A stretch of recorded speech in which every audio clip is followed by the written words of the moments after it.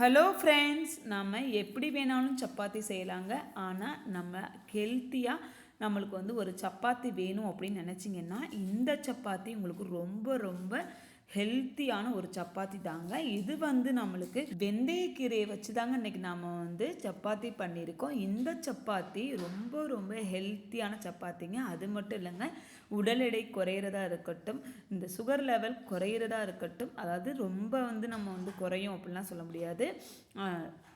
நம்ம அதுக்கெல்லாம் நல்லது. இந்த வெந்தயம் அப்படிங்கிறது சர்க்கரை நோயாளிகளுக்கு ரொம்ப ரொம்ப நல்லது. அதே மாதிரி உடல் எடை குறைக்க நினைக்கிறவங்களுக்கு ரொம்ப நல்லது. அது மட்டும் இல்லைங்க, நம்ம உடம்புல சூடு தணிகிறதுக்கு ரொம்ப ரொம்ப நல்லது. இந்த மாதிரி ஹெல்த்தியான ஒரு சப்பாத்தை நம்ம பண்ண போகிறோம். அதுக்கு நாம் இந்த பொட்டேட்டோ சின்ன சின்ன பொட்டேட்டோ இருக்கு இல்லையா, அந்த பேபி பொட்டேட்டோ அதுதான் எடுத்திருக்கோம். இது உங்களுக்கு வேணும் அப்படின்னா நீங்கள் சேர்த்துக்கலாம், இல்லை அப்படின்னா நீங்கள் ஸ்கிப் பண்ணிடலாம். இந்த பொட்டேட்டோ எதுக்கு நம்ம சேர்க்குறோம் அப்படின்னா, நிறையா பேர் இருந்தீங்கன்னா இந்த மாதிரி நிறையா காய்கறிகள் போட்டு நம்ம பண்ணும்போது நம்மளுக்கு நிறையா இருக்கும். அதுக்காக தான் நம்ம பண்ணுறோம். எப்பயுமே இந்த கிழங்கு வகைகளாக இருக்கட்டும், இதை நல்லா வாஷ் பண்ணிடணுங்க. வாஷ் பண்ணிவிட்டு நம்ம இதை எடுத்துக்கலாங்க. இதை சின்ன சின்ன பீஸில் கட் பண்ணி தான் நம்ம போட போகிறோம். ஏன் கட் பண்ண போகிறோம் அப்படின்னு கேட்டிங்கன்னா, இது சீக்கிரம் நம்மளுக்கு வேகணும் அப்படின்னா நம்ம இந்த மாதிரி கட் பண்ணி போட்டால் தாங்க நம்மளுக்கு சீக்கிரமே வேகும். இங்கே பாருங்கள் எவ்வளோ அழுக்கு இதில் இருக்குன்னு. இதே ஒரு 2 or 3 டைம்ஸ் நல்லா வாஷ் பண்ணிவிட்டு நீங்கள் எடுத்துக்கோங்க. இப்போ நாம் இந்த மாதிரி கட் பண்ணி இதில் போட்டாச்சுங்க. இது கூடயே பார்த்திங்கன்னா நம்ம பச்சை பட்டாணியும் ஆட் பண்ணிட்டோம். ஆட் பண்ணிவிட்டு நம்ம உப்பு எதுவுமே சேர்க்கலைங்க. இதை விசில் போட்டுடலாம். ஒரு 4லேருந்து 5 விசில் நம்மளுக்கு போதுங்க. ஏன்னா பட்டாணி ரொம்ப குழஞ்சி போயிடக்கூடாது. பட்டாணி குழஞ்சிச்சின்னா உங்களுக்கு டேஸ்ட் மாறிடும். அதுக்காக தான் சொல்கிறேன். இப்போ பாருங்கள், பட்டாணி நம்மளுக்கு முழுசாகவே இருக்குது. உருளைக்கிழங்கு பார்த்தீங்க அப்படின்னா நல்லாவே வெந்திருக்குங்க. இப்போ இதனுடைய தோல்களெல்லாம் நம்ம நீக்க போகிறோம். இங்கே பாருங்கள், நான் எல்லா தோல்களையும் நீக்கி இதை தனியாக நம்ம வச்சுக்கிட்டாச்சு. இப்போ இது தாளிப்புக்கு நம்ம ரெடி பண்ணலாம். கடாயை சூடு பண்ணிவிட்டு கொஞ்சமாக ஆயில் சேர்த்துக்கலாம். ஆயில் சேர்த்துட்டு இது கூட பார்த்தீங்க அப்படின்னா நம்ம ஃபஸ்ட்டு கொஞ்சமாக பூண்டு தான் சேர்க்க போகிறோம். ஏன்னா நம்ம சேர்க்குறது உருளைக்கிழங்கு வாய்வு சம்மந்தப்பட்டது. அதனால் கொஞ்சமாக நம்ம வெள்ளைப்பூண்டு சேர்த்துக்கலாங்க. இது எண்ணெயில் முதல்ல போட்டுறணும். அப்படின்னா தான் அந்த ஸ்மெல் நம்மளுக்கு இருக்காது. அதுக்காக தான். இது நல்லா நம்மளுக்கு கலர் சேஞ்ச் ஆகட்டும். அது வரைக்கும் நம்ம வெயிட் பண்ணலாங்க. இப்போ நம்ம எண்ணெயில் போட்டோன்னே பார்த்திங்கன்னா நல்ல ஒரு ஸ்மெல்லோடு வருங்க. இப்போ நல்லா இதை வதக்கிக்கிடலாம். ஏன்னா நம்ம அப்படியே விட்டுறக்கூடாது. போட்டோன்னே நம்ம வதக்க ஆரம்பிச்சிட்டோம் அப்படின்னா அது கலர் கொஞ்சம் கொஞ்சமாக நம்மளுக்கு சேஞ்ச் ஆயிரும். இப்போ இது நல்லாவே பாருங்கள் கலர் சேஞ்ச் ஆயிடுச்சு. இதுக்கு அப்புறம் நாம் கட் பண்ணி வச்ச வெந்தயக்கீரை தாங்க சின்ன சின்னதாக கட் பண்ணி வச்சுருக்கோம். இந்த வெந்தயக்கீரை இது கூட ஆட் பண்ணிக்கலாம். முதல்ல நீங்கள் வெந்தயக்கீரை ஆட் பண்ணிங்கன்னா தான் அந்த கசப்பு தன்மை எதுவுமே இருக்காது. அதுக்காக தான் நம்ம முதல்லே அந்த வெந்தயக்கீரையை ஆட் பண்ணிடலாம். இப்போ பாருங்கள் நல்லா வதங்கிருச்சு. வதங்கினே பார்த்தீங்கன்னா அந்த கீரைலாம் நல்லா சுருண்டு வந்துருச்சு. இந்த ஸ்டேஜில் நாம் பெரிய வெங்காயம் இருக்கு இல்லையா, அது ஒரு 1லேருந்து 2 வரைக்கும் நம்ம எடுத்துக்கலாம். இதை இதிலே போட்டுடலாங்க. போட்டு நல்லா வதக்கலாம். இதுக்கு பார்த்திங்கன்னா நம்ம கீரை போட்ட உடனே அந்த எண்ணெயெல்லாம் அப்சர்வ் பண்ணிவிட்டு நல்லா சுருங்கி தான் இருக்கும். அதனால் லைட்டாக வேணும் அப்படின்னா நீங்கள் எண்ணெய் ஊற்றிக்கலாம். எண்ணெய் ஊற்றினதுக்கப்புறம் நல்லா இதை வதக்கிக்கிறங்க. ஏன்னா நம்மளுக்கு வெங்காயம் நச்சுன்னு இருக்கும். அதுக்காக நல்லா வதக்கிட்டோம் அப்படின்னா சூப்பராக வதங்கிடும். இந்த பாருங்கள் நல்லா வதங்கிருச்சு. இந்த உருளைக்கிழங்கு நல்லா மசிச்சு வச்சுருக்கேன். இதை கையால் தான் நான் லைட்டாக மசிச்சு வச்சுருக்கேன். நீங்கள் ரொம்பலாம் மசிக்க வேண்டாம். இல்லை உங்களுக்கு நீங்கள் மசிச்சு தான் ஆகணும் அப்படின்னா நல்லாவே மசிச்சுக்குங்க. நான் லைட்டாக தான் மசிச்சிருக்கேன். இப்போ இதையும் நம்ம இது கூட போட்டுடலாங்க. போட்டுட்டு நல்லா கிளறி விடலாம். இதையே நம்ம மசிக்கிறோம் அப்படின்னா சப்பாத்திக்குள்ளே வைக்கும்போது நம்மளுக்கு என்ன ஆகும்னா அப்படியே முழுசாக இருக்கும். அதுக்காக தான் மசிச்சிட்டோம் அப்படின்னா நம்மளுக்கு கொஞ்சம் ஈஸியாக இருக்கும் சப்பாத்தியில் போடுறதுக்கு. ஆனால் நம்ம நல்லா அவிச்சிட்டோம்னா நீங்கள் சப்பாத்தியில் தேய்க்கும் போது அதுவே நல்லா என்ன ஆயிரும் அப்படின்னா மசிஞ்சிரும். இப்போ நம்ம இதெல்லாம் போட்டாச்சுங்க. இது கூடயே நம்ம வேக வச்சு அந்த பட்டாணியும் இதிலேயே சேர்த்துக்கலாம். ஏன் நம்ம கேட்டிங்கன்னா பட்டாணி ரொம்பவும் நான் சொல்கிறேன் ரொம்பவும் வேகக்கூடாது.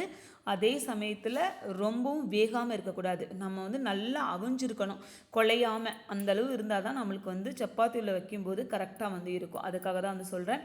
இப்போ நாம் இதிலெல்லாம் நல்லா எல்லாத்தையும் ஒன்றா சேர்த்தாச்சு. சேர்த்ததுக்கப்புறம் பட்டாணி ஆட் பண்ணிக்கலாம். எனக்கு பட்டாணி கரெக்டான பதத்தில் இருந்தது.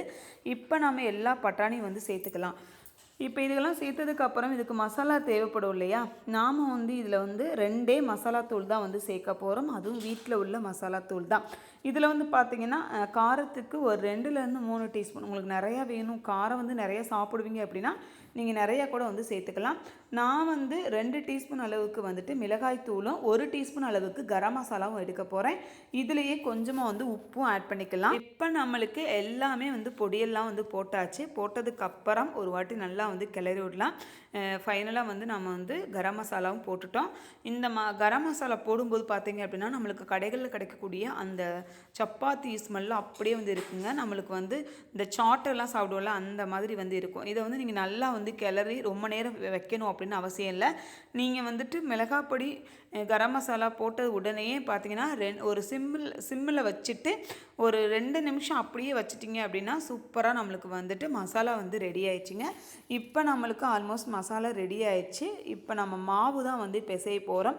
சப்பாத்திக்கு வாங்க மாவு ரெடி பண்ணலாம். ஆல்மோஸ்ட் இந்த மாதிரி நீங்கள் வந்து கெட்டியாக வந்து வச்சுக்கோங்க. தண்ணி எதுவும் ஊற்ற வேண்டாம். தண்ணி ஊற்றுனீங்க அப்படின்னா உங்களுக்கு வந்து ரொம்ப சதன்னு வந்துடும். நீங்கள் சப்பாத்திக்குள்ள வந்து வைக்க முடியாது. அதுக்காக தான் வந்து சொல்கிறேன். இப்போ நம்ம மசாலா ரெடி பண்ணியாச்சு. இப்போ நம்ம மாவு பிசைய போயிடலாம். நீங்கள் வந்து எந்த பவுலில் மாவு பிசைகிறீங்களோ அது கொஞ்சம் அகலமாக வந்து எடுத்துக்கிறங்க. இப்போ பவுலில் நம்ம மாவு சேர்த்துக்கலாம். எவ்வளோ அளவு மாவு வேணுமோ அவ்வளோ அளவு வந்து சேர்த்துக்கிறங்க. நான் இன்றைக்கி கொஞ்சமாக தான் வந்து சேர்க்க போகிறேன். நிறையா வந்து சேர்க்க போகிறதில்ல.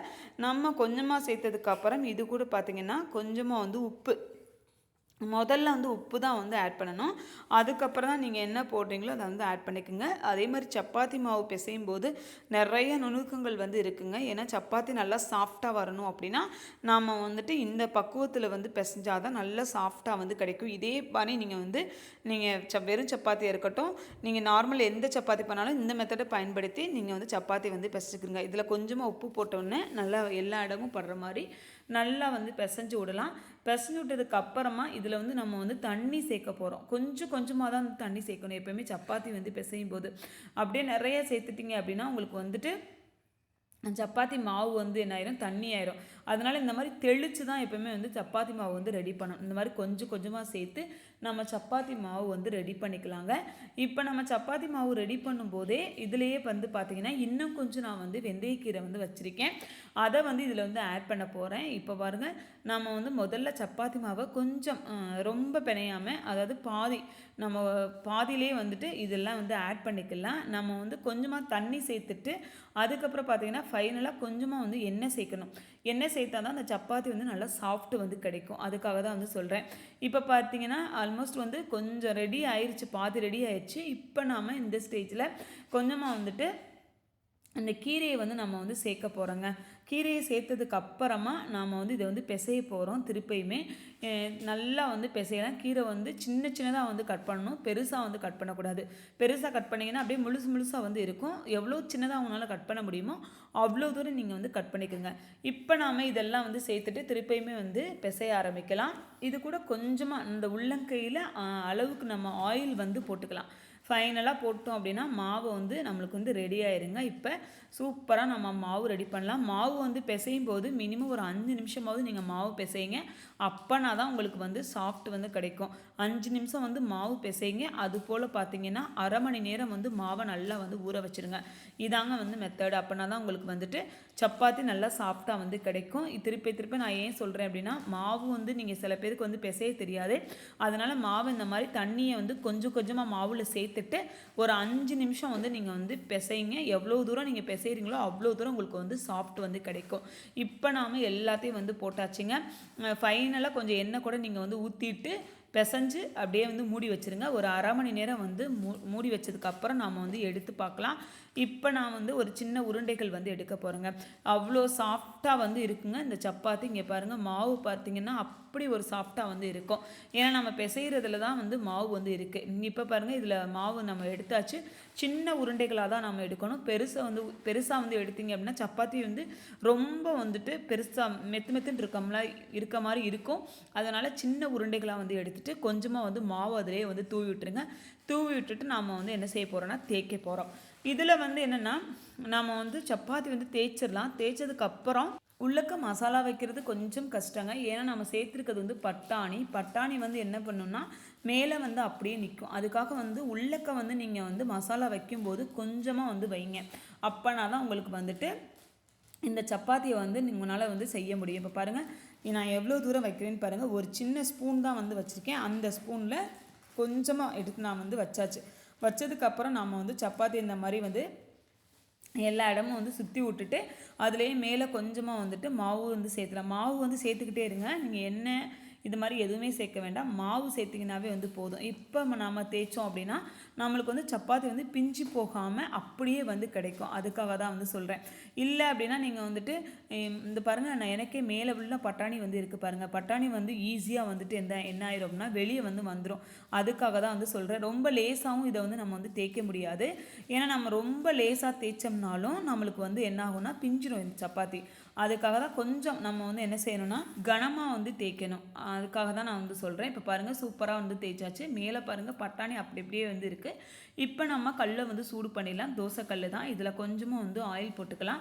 ஆயில் போட்டதுக்கப்புறம் இதை வந்து அப்படியே வந்து நம்ம வந்து போட போகிறோம். போட்டுட்டு ஒரு 5 மினிட்ஸ் வந்து இந்த சைடு அந்த சைடு திருப்பி விட்டுட்டிங்க அப்படின்னா சூப்பரான சப்பாத்தி உங்களுக்கு வந்து ரெடி ஆயிருங்க. இங்கே பாருங்கள் சூப்பராக வந்து இருக்கும். எண்ணெயில் போட்ட உடனே சிம்மில் வச்சுருங்க.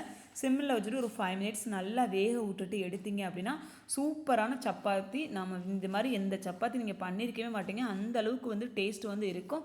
இதே மாதிரி இன்னொன்று உங்களுக்கு வந்து செஞ்சு காமிக்கிறேன். ரொம்ப ஈஸியான மெத்தட் தான்.